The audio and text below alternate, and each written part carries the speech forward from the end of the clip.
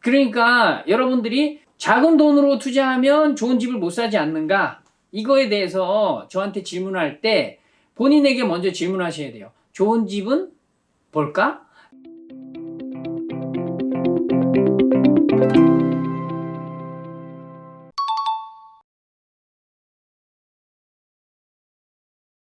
저는 누구나 할 수 있다고 봐요. 왜냐면 저도 아무것도 모르고 해서 됐고, 저희 아들한테도 가르쳐줘서 됐고, 제가 경매 교육할 때 보통 저희 교육생들이 한 300에서 500명 정도 낙찰을 받으셨는데, 그분들이 한 건만 받고 그만두는 경우 거의 없었어요. 계속 받으셨거든요. 근데 그분들 젊은 20대 아들도 있었고 70 먹은 할머니도 있었고, 그러니까 누구나 할 수 있다고 봅니다. 근데 중요한 건 끈질기게 해야 되는 거예요. 꾸준히 계속 해야 되는 거예요. 그러려면 흥미가 있어야 되는데, 흥미는 어떻게 찾냐면 내 동네, 우리 동네, 내가 아는 동네에 물건 나온 걸 찾아보시면 돼요. 그러면 흥미가 생겨요. 또 요즘에 젊은 분들이 경매해서 집을 마련하고 싶어 하는 그런 분들이 꽤 계시는데, 그런 분들은 내가 원하는 아파트가 경매에 언제 나오는지, 얼마에 나오는지, 또 그게 한 달, 두 달 지나서 얼마에 낙찰되는지, 이걸 알아보신 다음에 부동산 가서 물어보세요. 지금 아파트가 가격이 얼마냐? 그리고 현재는 떨어졌냐? 또 올랐냐? 요 부동산 가서 물어보시는 시세 조사하고 내가 경매 사이트에서 보는 물건 조사하고 이렇게 대조해 보시면 흥미가 생깁니다. 그러면서 공부를 하나씩 할 때 아까 말씀드린 대로 질문 노트를 작성하고 답변 노트를 거기서 만들어 가지고 나만의 비법을 찾으시면 돼요.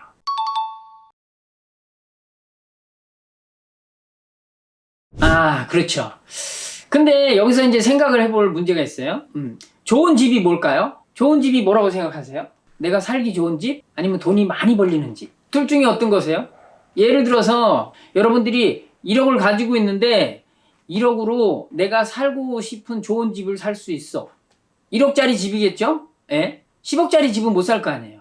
그럼 1억짜리 중에서 좋은 집을 사는 거예요. 근데 또 옆에 있는 집은 1억짜리인데 이 좋은 집에 비해서 너무너무 허름하고 막 귀신이 나올 것 같은 집이야. 근데 이 귀신 나올 것 같은 집을 1억에 사서 10년 동안 가지고 있으면 10억이 돼. 이 좋은 집은 1억으로 사서 잘 살고 있으면 나중에 1억 5천이나 뭐 2억 정도까지 돼.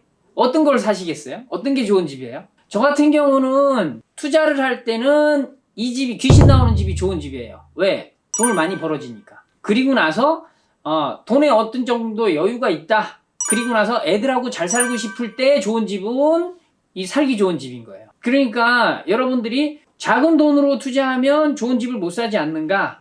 이거에 대해서 저한테 질문할 때 본인에게 먼저 질문하셔야 돼요. 좋은 집은 뭘까? 나에게 좋은 집은 돈이 많이 생기는 집일까? 아니면 번듯하고 살기 좋은 집일까? 이 두 가지를 먼저 고민하시고 나서 그걸 결정한 다음에 좋은 집을 찾으시면 되고, 내가 적은 돈이라도 적은 돈에 맞는 좋은 집은 항상 있습니다.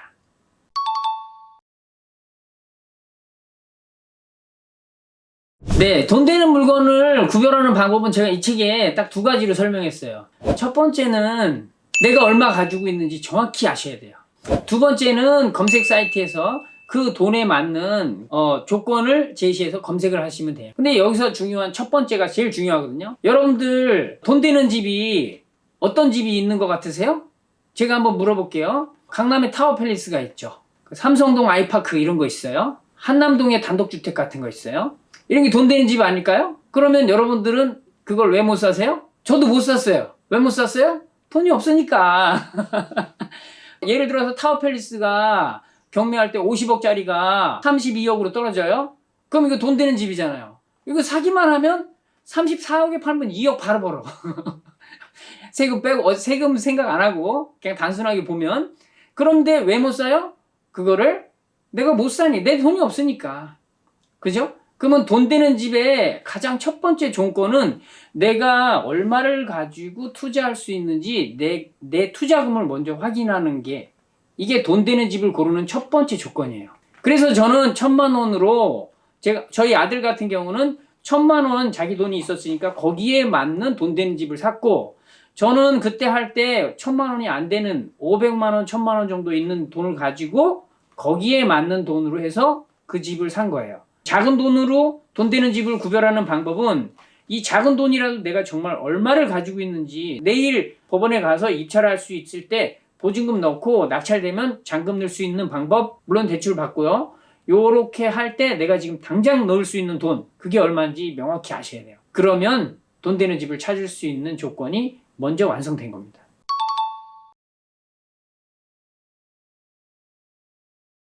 경매할 때 제일 조심할 거는 자기 마음이에요. 그냥 자기 자신이라고 하죠. 뭐 처음에 경매하는 사람들이 두 가지 오류가 생긴다고 제가 책에 적었는데, 첫 번째는 뭐냐면 경매는 싸게 사야 돼 이렇게 생각하는 거예요.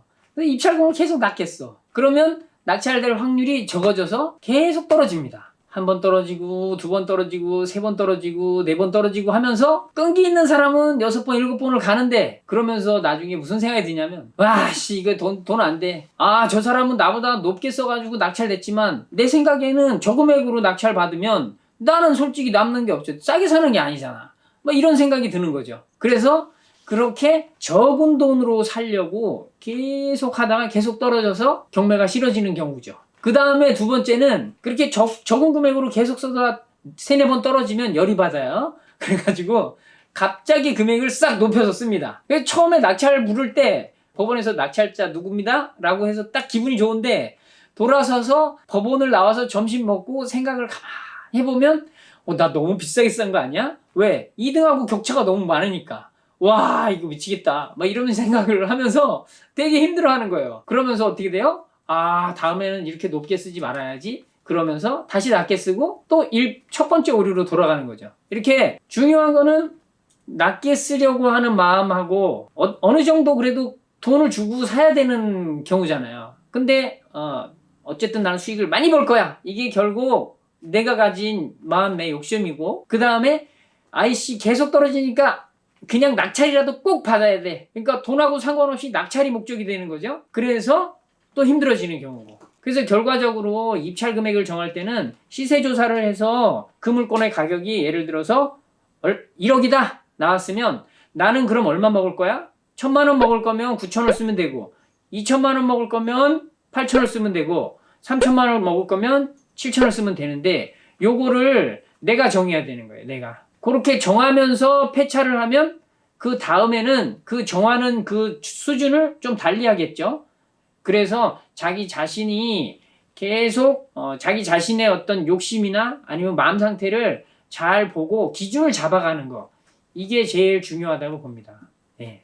부동산을 처음 시작하시는 분들이 대부분 두려움 때문에 잘 시작을 못 하시거든요. 근데 그 두려움은 어떤 거냐면 내 돈이 잃어버릴까봐 이런 거죠. 네. 그런 분들에게 제가 항상 말씀드리는 게 뭐냐면,